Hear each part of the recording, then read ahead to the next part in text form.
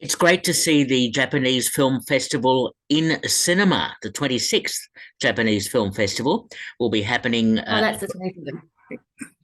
It's Sorry, the 27th. It's 27th. the 27th this 27th. year. Thank you for correcting me.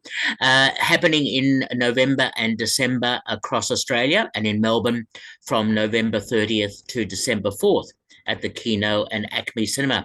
And it's my great pleasure to be speaking to the program coordinator of the Japanese Film Festival, Manisay Oudomvilay. Welcome to Movie Metropolis again. Thank you for having me again.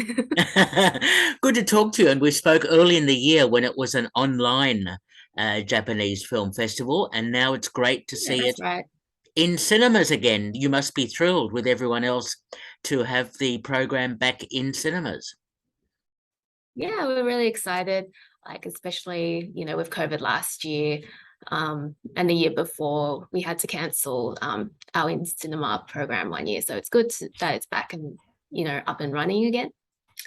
Okay, and what's happening in Japan in terms of film production? Are things recovering there? Well, the Japanese Film Festival is like historically one of the oldest and largest film industries in the world. And, as of last year, it was the fourth largest film industry in the world. So I think, like everywhere else, the industry took a bit of a hit due to COVID, but, with most of the audience of Japanese films being actually Japanese people, I think the industry is doing quite all right. And there have been like quite a few hits recently coming out of Japan that have been popular all around the world, like Drive My Car had, a lot of success overseas. So yeah, I think the film industry is doing quite well, and it's going to, get better as more people around the world start to embrace them. Excellent news. It's good to see that. I know other countries there, the film industries are recovering post-COVID, I suppose. Now, in terms of choosing films for this year's in cinema Japanese Film Festival, what were the challenges and strategies that you had in deciding which films we're going to see? Well, like I mentioned before, the Japanese film industry it did take a hit due to COVID, even though there have been quite a few films coming out of the country. So some people might have noticed that the program is a little bit smaller than in recent years, but we tried to work with the best of what we got, and we're quite happy with the program that we managed to put out this year. So yeah, usually when we try to curate the program, essentially, we try to include a whole range of genres and a diverse mix of films that all kinds of Australians would like. So yeah, that's always a bit of a challenge, but I think we managed to do a good job of that this year. Excellent news, and obviously seeing these films in cinema is the best place to see them. Definitely. So let's talk about the opening night film, Dreaming of the Meridian Arc. Sounds very interesting. Yes, it's quite an interesting film. So as you mentioned, that film, Dreaming of the Meridian Arc, is our opening film in all of the cities that we're screening at. And it's essentially a period drama, but it's quite interesting in how they created it because it jumps between both the past and the present. So the actual story is that in present day Japan, in Katori City, one person who works at like the local city office is trying to revive the tourism to the city. So they go out and decide to create a TV drama about Tadetaka Ino, who was the first person to ever make a map of Japan. So they basically go on this mission to, make this TV series, but in their research, they find that the guy that they thought created the map wasn't actually the one, and there's a bit more to the story than what is actually written in history. So yeah, that's what the whole story is about. And then yeah, for part of the movie, it's also set in the Edo period. So lovers of period dramas will really like that part of the film, and it basically goes into the history of Japan's first map and what actually happened in the lead up to creating it.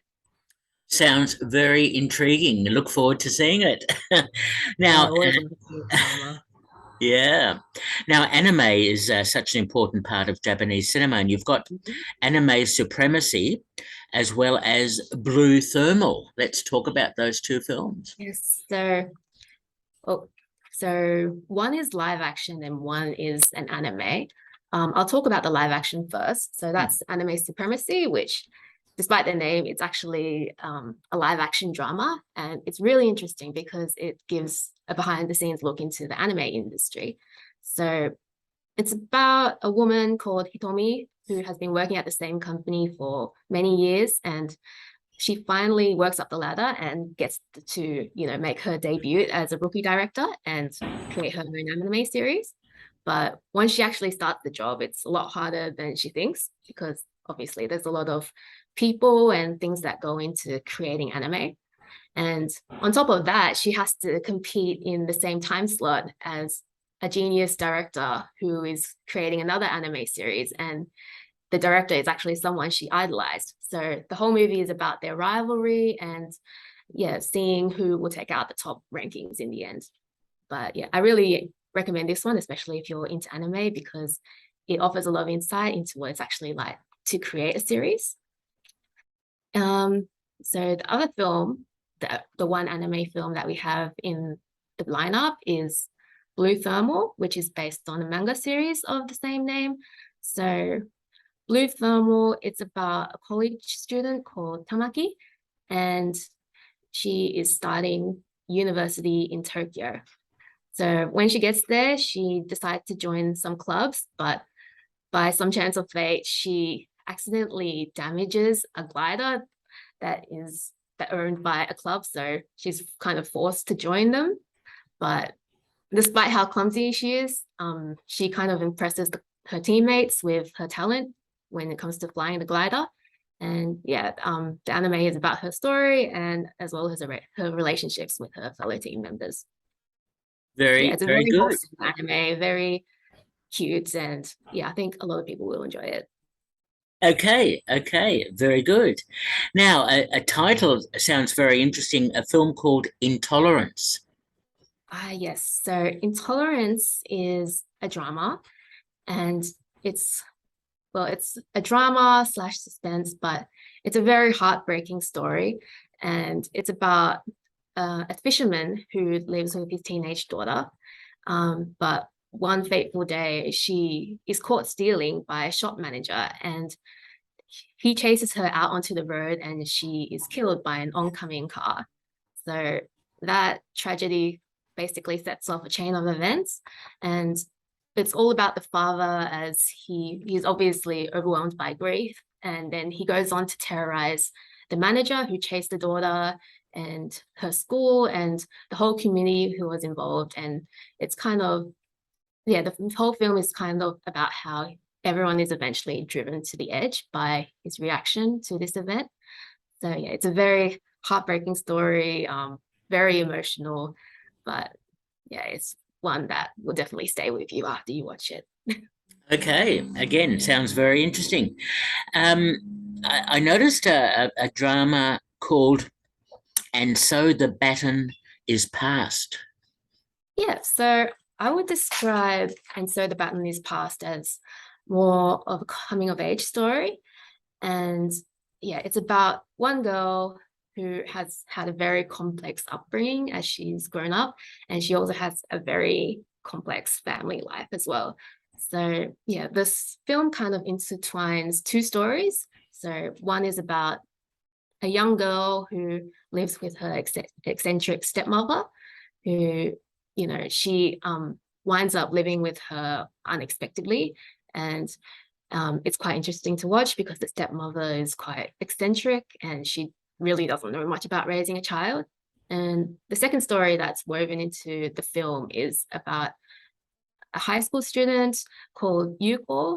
And yeah, she lives with her stepfather, who is really kind, who is a bit young, but they're quite close and they share a passion for cooking. So yeah, the whole movie is about these two stories of the two girls, and in the end, it is revealed how they're eventually related to each other. Okay. Now, I always like Japanese action films, and there's one that sounds quite amusing, actually, a film called Baby Assassins. Yes, so Baby Assassins is definitely one of my favorites in the whole program, if I'm going to be honest. But yeah, it's a really funny, really unique action comedy, and it's about two teenage assassins who one day they're ordered by their boss, and he tells them that they need to become regular members of society and they need to move in to hide their true identities. So these two girls, all they really know is about being an assassin. So they attend job interviews and stuff, but they really can't take it because they can't deal with the realities of everyday life. And even worse, they have to move in together. So there are some tensions there when they need to do that. But yeah, when one of them gets into trouble with the Yakuza, yeah, it becomes kind of a dangerous situation. So eventually the two need to team up so in order to, take them down. But yeah, this is a really, really funny, really unique movie that I really recommend. Sounds like fun. I look forward to seeing it. Yeah. And Listen in Murder, which has a serial killer aspect to it, I think, doesn't it? Yes, yes. So I really enjoyed Lesson in Murder as well. And it's it's kind of like a murder mystery, but more of a psychological thriller. So the story is about a convicted serial killer called Haimura, and he has been charged with horrible murders and is on death row for basically kidnapping and killing high school students.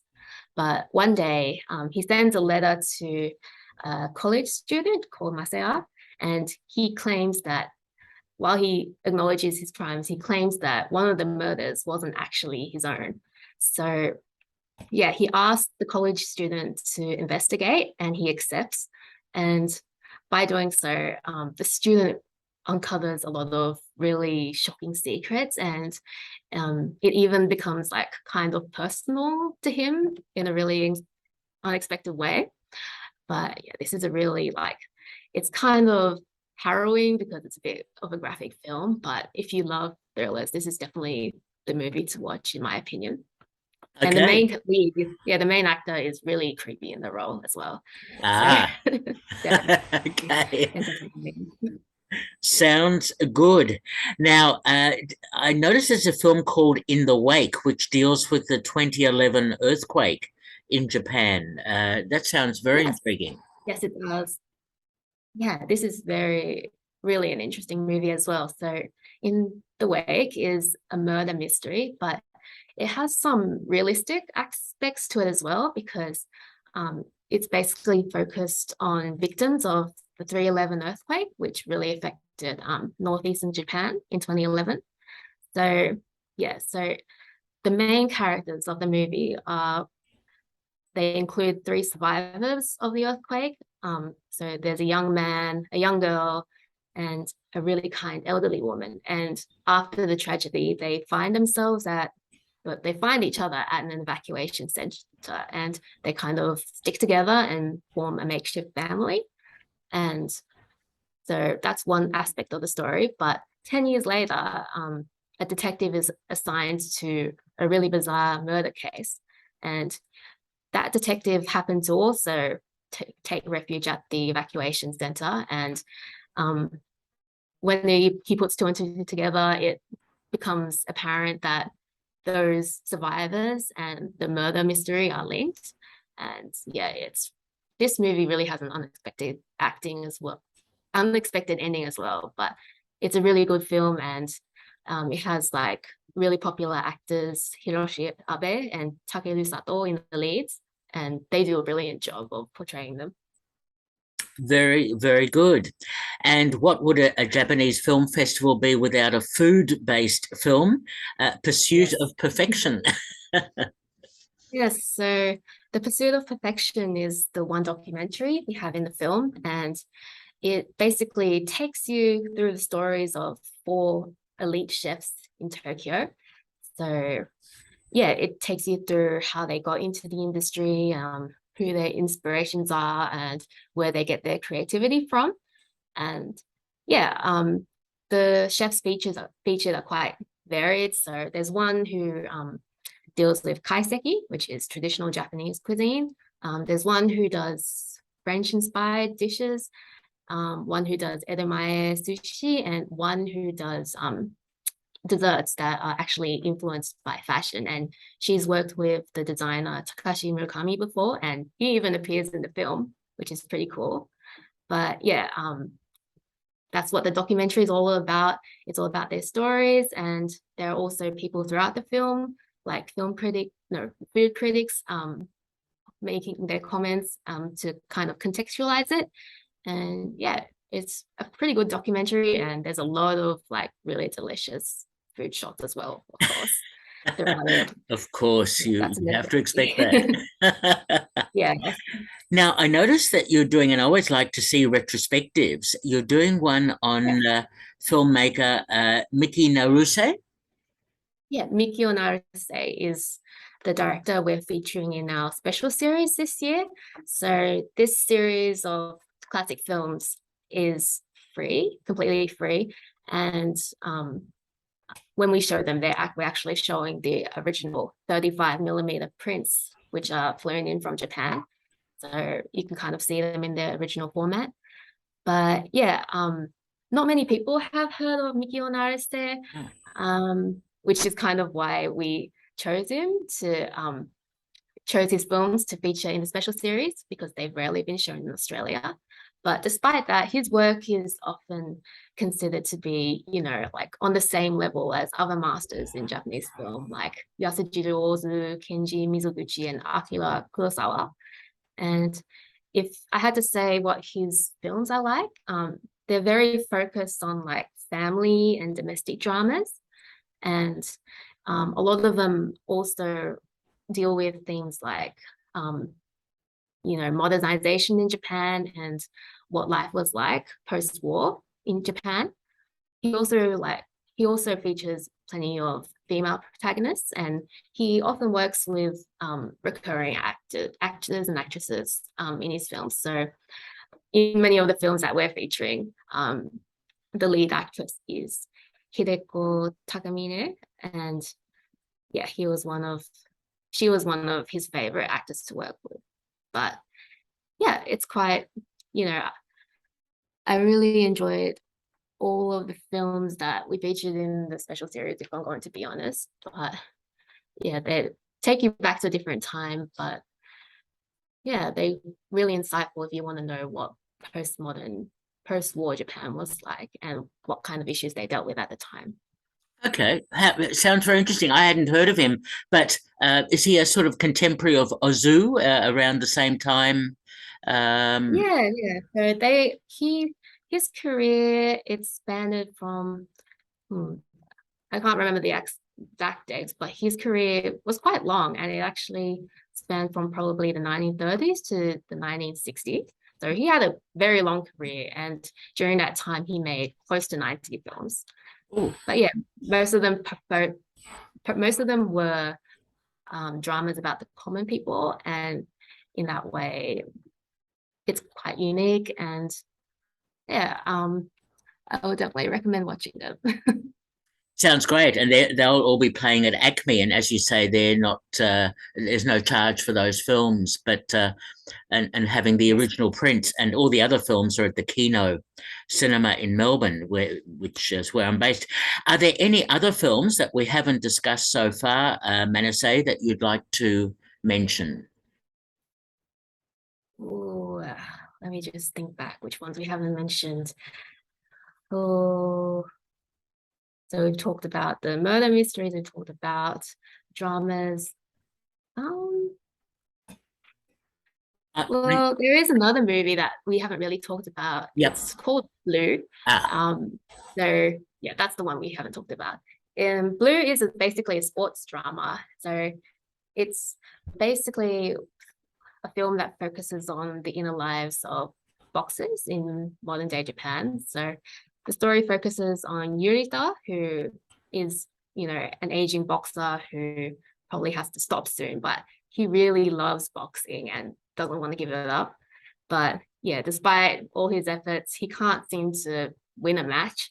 And it's kind of sad for him, especially because he keeps being outshone by his friend, Kazuki, who, has a real shot of winning the championship. And yeah, alongside this, there's also the story of a newbie boxer who ends up being quite good at it, which makes things sting a little more for Yurita. But yeah, this is a really, it's a drama that has a really realistic tone to it, and the message of it really drives home, how hard it is to balance your dreams and reality, especially when you're in the world of sport. So that's a good one. That film Blue is a good film to watch, especially whether or not you feel interested in boxing. I think it's quite entertaining. Okay. Story sounds very interesting. Look, it sounds like an excellent program in Melbourne, November 30th to December 4th, the 27th Japanese Film Festival in Yes. cinema. And Manisay, before I let you go, have you seen any other films lately, either in cinema or on streaming or whatever, that impressed you?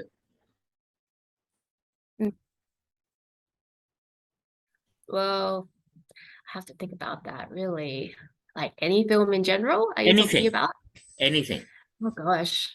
I mean, I did watch Drive My Car back when it was in cinemas earlier this year, and I'm really glad I watched it in the cinema actually, because I don't know, it's quite a long film, but I think you have to it's the kind of film you have to be immersed with. And yeah, it left me feeling, I don't know how I really felt after watching it, because it goes very deep, and I really enjoyed it. It is a superb film, and I'm glad you mentioned it. We've been speaking to Manisay Oudomvilay, who is the program coordinator, part of the Japanese Film Festival this year. Manisay, thank you so much for talking with me. No worries. Thanks so much for having me on the show. Pleasure. All the best. Bye bye. Bye.